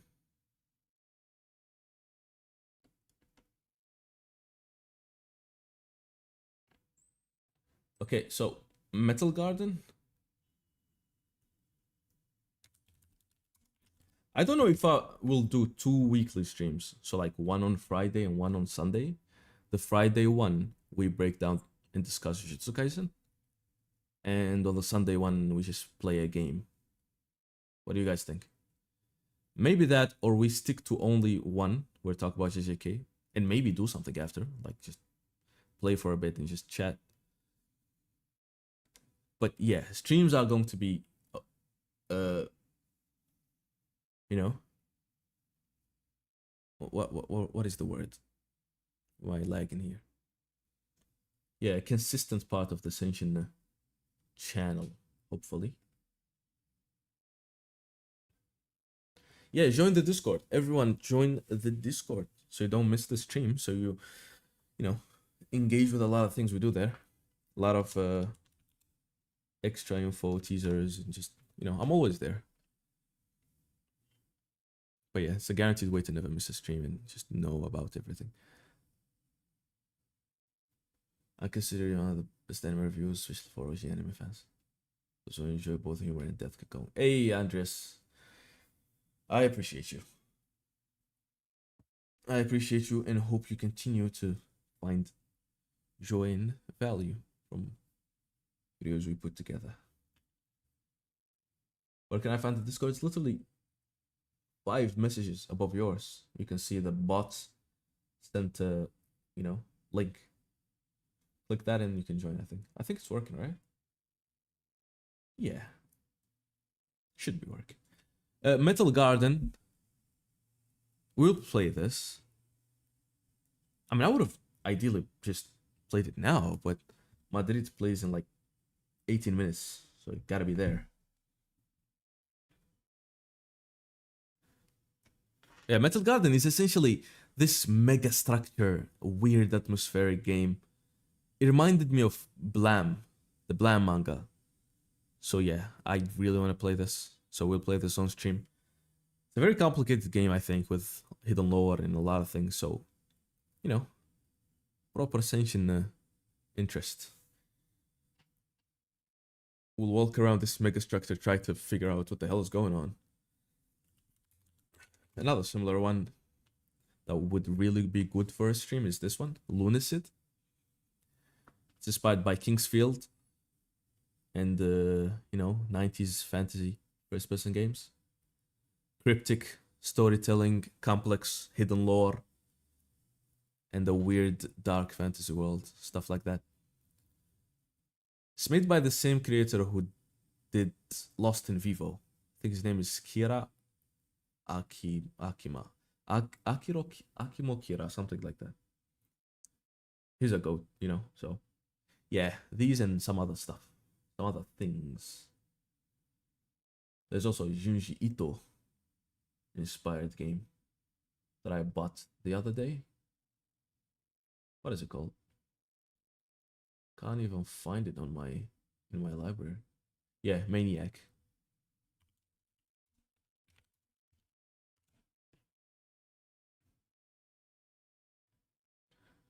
I want to see the game. Yeah, Jujutsu Maniac and Infinite Jail. Might as well check this one out. It was on sale, so I just bought it. And because it's Jujutsu and manga, that's something we can find interesting. Hey, Detour, what's up?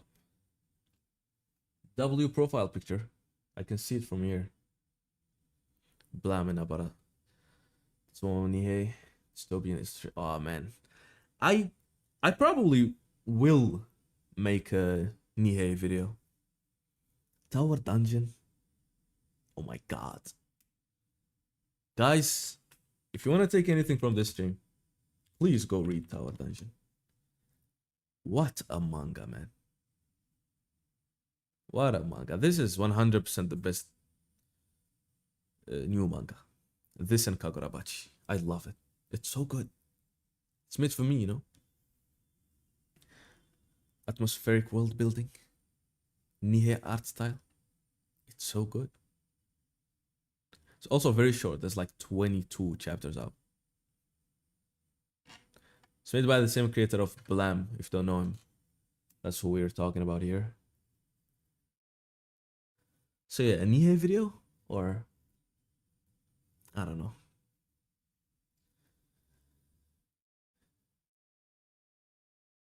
One day I hope to get you into a tabletop RPG campaign. Hell yeah, why not? Might as well just get that experience out of the way.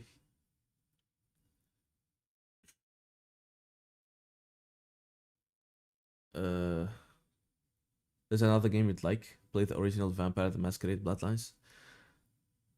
I mean, sure, why not? I've never played it. Oh, the Masquerade. Okay, I don't know why I thought you were talking about the old Castlevania. The only thing I know about this game is a video essay by Seth. You 100% know Seth. Seth and Tag, whatever you read, however you read his name. But yeah, I heard the new one is not good though.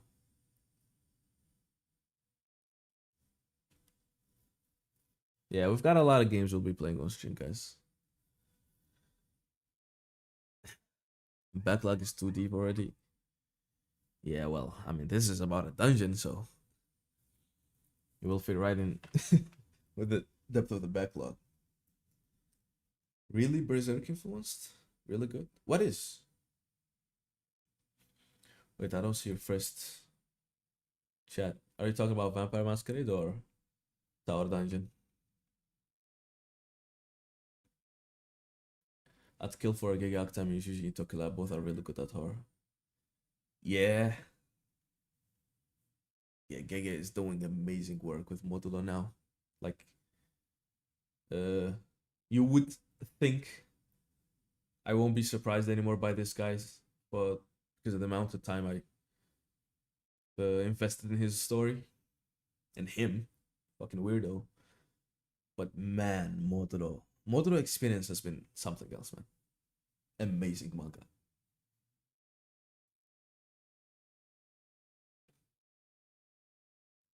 Although I used to read my manga. Well, I mean, if you want to read it physically, you can just buy it. But if you don't have the means to, just go ahead and read it from any random site or app or whatever, really. I mean, I need material to edit, so I often just find good scans and stuff. That can be from many sources, torrented, downloaded somewhere, anything. Manga captivated me ever since I saw Ninja's MV. Still warning for the people joining the server, no right-wing nonsense is allowed there. Bruh. I don't know about that. No nonsense in general. Right wing, left wing, fucking north wing, south wing. I don't fucking care, bro. Just be normal. You know, Seth? Of course you do. VTMB. What is that? The manga? Oh, Vampire the Mask. Okay, yeah. Yeah, over 20 years old and people are still adding to it. The new anime manga. Oh, yeah? 100%. I used to own the complete set of Blam, but I had to leave it because I travel a lot and cannot fucking collect manga when you travel. It was in Russian, which was not a problem. I mean, I speak Russian, but giving it away was not a problem because there's barely any fucking dialogue, anyways. So yeah, the same sensation in Radis Discord. Yeah, it's me. Okay, now I know who you are because only one person can have this immaculate PFP. Brother Ibrahim, I think. Souls games one day. I'll allow Souls games annoy me. Souls games are peak, man. I'm not gonna lie, I'm tempted to play a game of Night Train right now before the match, but it's like 10 minutes left. If I do that, I'll be sacrificing parts of it.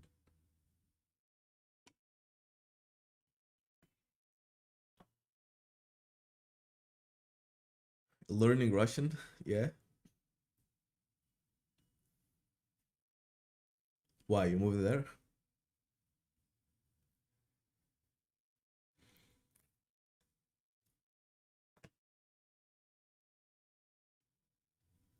Vampire the Masquerade.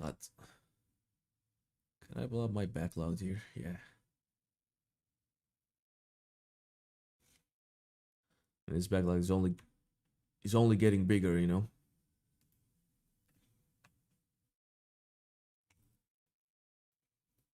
It's only growing.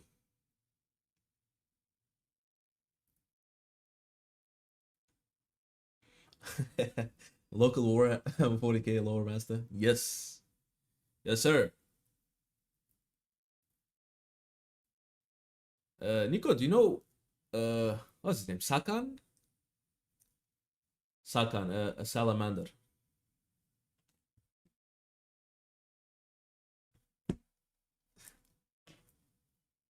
Do you have Space Marine 2? Nah. I had it on my previous. Well, I played it when it dropped, but I don't have that Steam account anymore, so I don't have 2 now. God damn, time flies by. Space Marine 2 dropped like 2 years ago. Was it 2 years ago? Nah, probably like a year and a half though. Crazy. I don't have much interest in salamanders, bruh. Come on, that's got to be racially motivated. Salamanders are peak.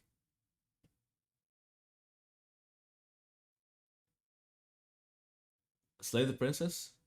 I already played this. I got one ending. That's it. So I'm pretty sure there's a lot of other endings and stuff, but yeah. Who knows? Might play on stream. It works for a stream game. Soundtrack for Vampire Masquerade is really good. Yeah, never heard of any of that. Might have to check it out. Do you play DRG? Probably no, because I don't even know what that is. Dungeons and Dragons? Is that nah? Do you write Dungeon? It has to be D&D, not DRG, right? Yeah.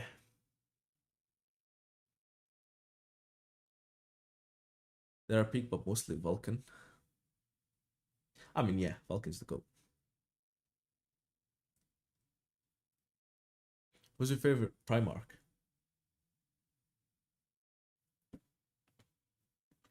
Empress Children, I don't die. Deep Rock Galactic. Oh my god, that game, bruh. So me and my friends wanted to play this for I don't even know how long. Every time we download this game and we're ready, something happens.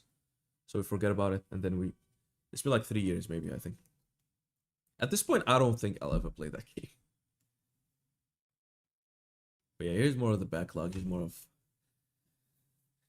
what Ascension will play. I found this game, World of Horror. It's also inspired by Junji Ito. Works for a stream here.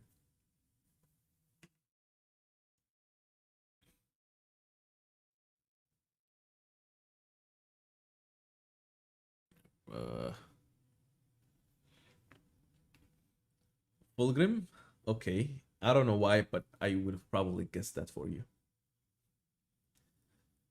Fulgrim. Oh my god. Bro, I think it was last night I came across a TikTok with Diddy as Fulgrim. They called him Full Diddy. It was one of those fucking AI videos with like no lore narration. Oh my god. Because I also crossed paths with a 40k lore video summarizing Kendrick and Drake's beef, but instead it's actually, you know, the heresy. And it's what the hell? Oh my god, what timeline are we in? Need to play more games, man. Spear playing my favorite shit, mainly Souls. Bruh. I think for the last 2 months, I only played 2 games. Elden Ring Night Train and Arc Raiders. I played Arc Raiders for like 3 weeks, but yeah, generally it's only been Night Train and Arc Raiders when it dropped. Now it, you know, not too hot on it.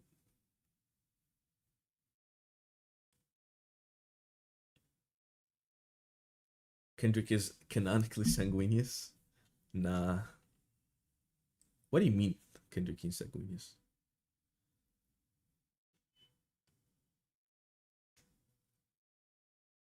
Kendrick is Horus, really.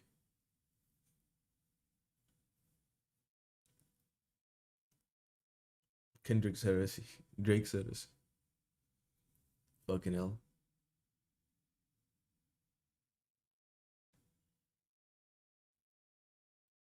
Thoughts on Moduro? I love it. I'm loving it. I was just saying, Gege keeps surprising me, which I am surprised by still being able to be surprised by Gege, you know, by the quality of his writing. The way that he's not handling the art now, giving him more time and more space to really get into the story and the characters is showing difference. I'm not saying Modro is somehow better than Jujutsu. That wouldn't make any sense for 19 chapters, but my god, it's up there with some of the heights of Jujutsu Kaisen storytelling. Like really, I was not expecting this. I was expecting a half decent sequel, but he's doing insane stuff with it, you know? The way the characters are also likable and different, and you support all of them all the time.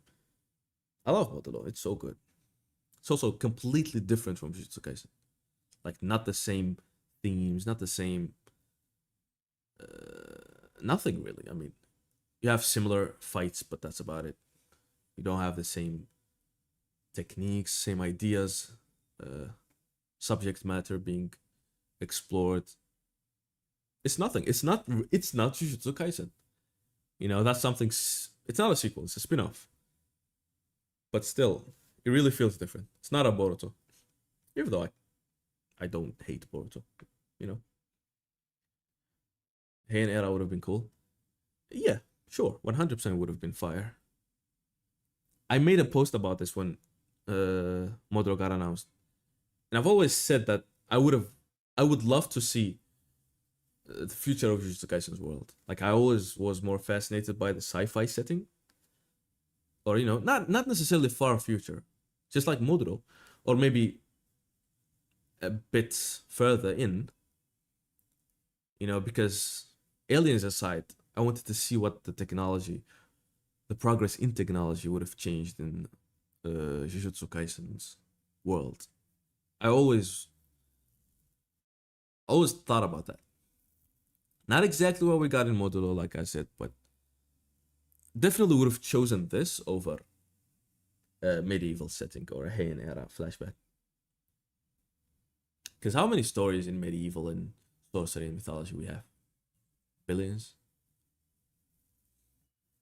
But how about you keep those folkloric and mythological, spiritual ideas and power system and blend it with the future? Maybe it's the next spin-off, who knows? Jujutsu Kaisen Raiduro. It's set in 2600. Protagonist is a cyborg, you know. It would be fire, I'm not gonna lie. Like, imagine the fear of I don't know,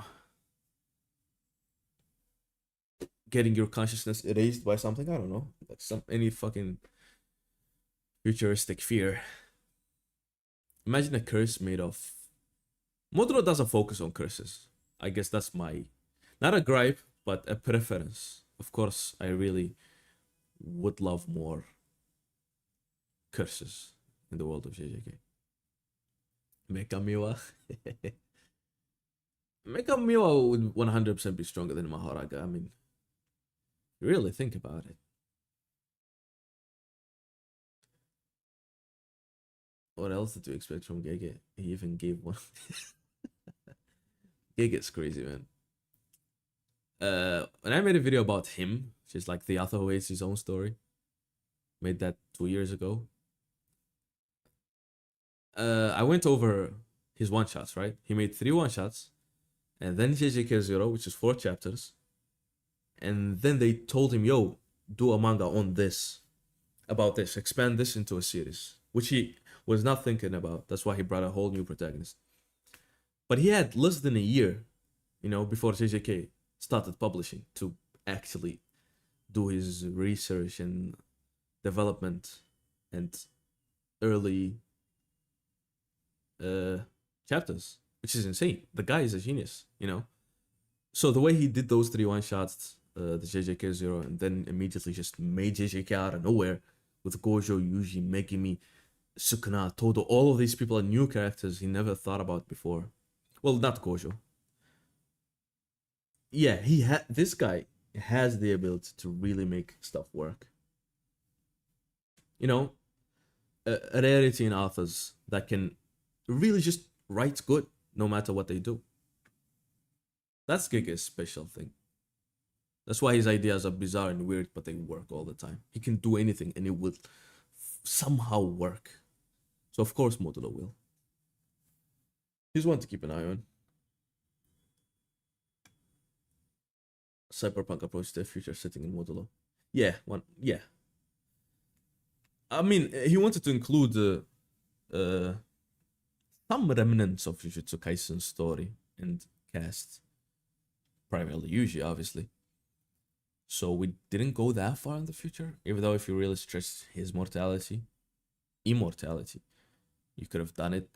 But them being direct descendants of Yuta and Maki would only work in this timeline. So that's why 60 years is exactly where we landed. If you go further in, you would lose the connection with the previous cast. So that's 100% what decided the timing, I guess. Kenjaku's backstory is needed. I'm not gonna lie, I don't want to know it. I've always said it. I don't want to know his origins. I don't even want to know if the original Kenjaku is a man or a woman. It's probably a theory only I think about, but there's just a shit ton of maternal and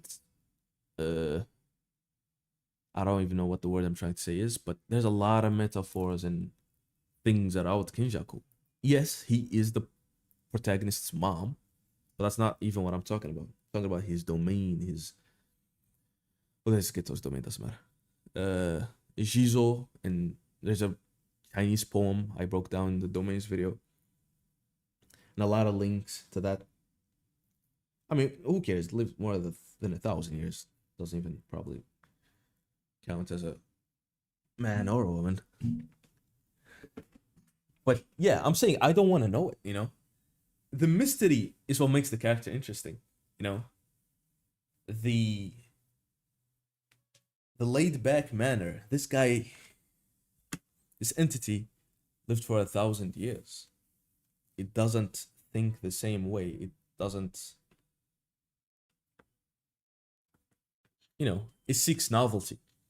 It seeks evolution and novelty. And it isn't defined by any of its existences. That's why he's so chill and is never really surprised by anything. I like Kenjaku this way. If you give me his backstory and it's like, oh, this was him as a kid and this is what happened to him and this is why he changed, and it's like, it makes it boring, you know. I feel like more info actually ruins stories. Room for us to just think about things. And room for nothingness and question marks to exist makes a story more exciting. Makes mystery more mysterious. Paralleling with Tengen. Yeah. I mean, there are a lot of implications that Kenny is actually older than Tengen. Most prominent of which is Durv. If you guys remember Durv, he's the 4th sorcerer in Sendai. When Yuta joins the colony, he kills him immediately. And then that's what makes the standstill of the colony stop and they fight Yuta. That guy, well, he's described as being from the Wa, the War of Wa. And the period, I don't remember the exact name. Rama era, something? I don't know. The era he's from is before Heian era. Like way before the Heian era. So like way before 1,000 years old. The only way Geto would have theoretically made a contract with this guy to bring him back would be easy if he's also from at least that long ago.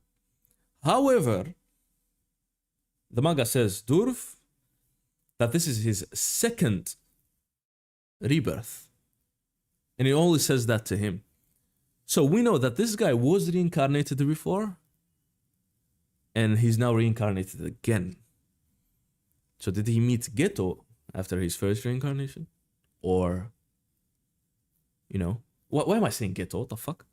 Kenny, after the first reincarnation, or actually before that? You know, questions. questions with no answers. His main appeal is how they seem to not unknowable and very distant from every. Yeah, because of the mortality. He doesn't have. He's not a human, you know? Yeah, Kenny is so fucking fascinating. Wound profusion in some way correlated to cursed spirits manipulation. I don't know. There are some theories. There are some people that advocate for this, others advocate for that. To me, it's Kenjaku's domain. The domain's meaning, the themes, the symbolism, it's all related to Kenjaku, not Geto. So that's why it's Kenjaku's domain. Even if it's Geto's actually, you know?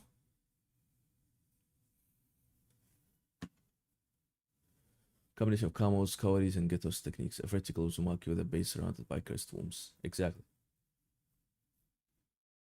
Womb profusion is what the domain is. Yeah. And I would not be surprised if womb profusion takes different forms and shapes.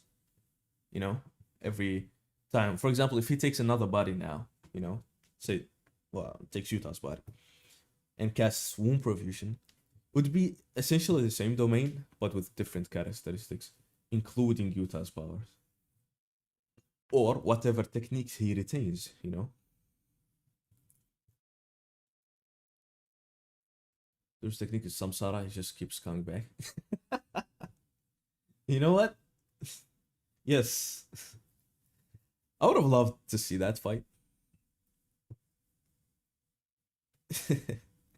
Also, the narration was gassing him up. This guy ended the war. This guy dominated the era, and then he's literally one shot by Utah. So really, it's not helping the accusations. Of all sorcerers just being farmers.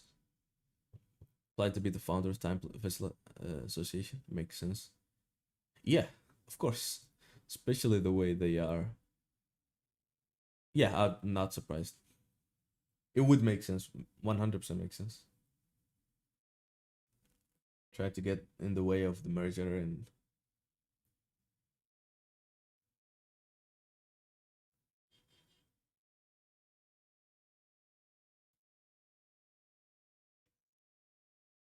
Dormammu, I've come to work. Hey, Dormammu, it's me for the third time.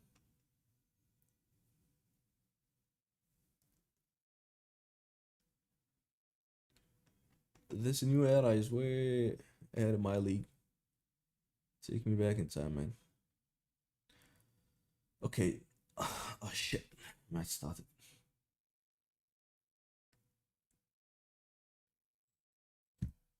Alright, you guys. I'm leave now. And what did we say? Next stream? I don't know. Whether it be on Thursday, a few hours after the episode, or on Friday, we'll see. And whether I do 2 streams or 1 is also another thing. If only I decided to do this like after episode 1, we wouldn't have missed out on those. Especially episode 3. Oh god. A lot of people have problems with that episode. So funny. But yeah, this is mainly for anime only peoples, you know? And of course, manga readers get even more value, really, because they get a retrospective look back and get to piece things better. But yeah.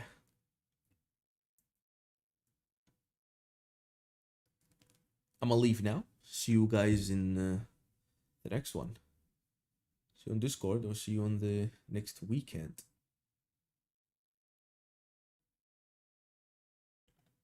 Where is my thing?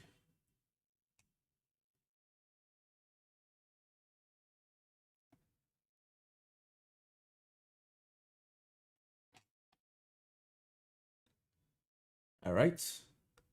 Goodbye, goodbye, Captain. Goodbye, Sus. Bye, Lambach Ruthven. I don't know if that's how you read your name, but. So to Code Star. See ya. See ya guys in Discord and the next stream. Goodbye.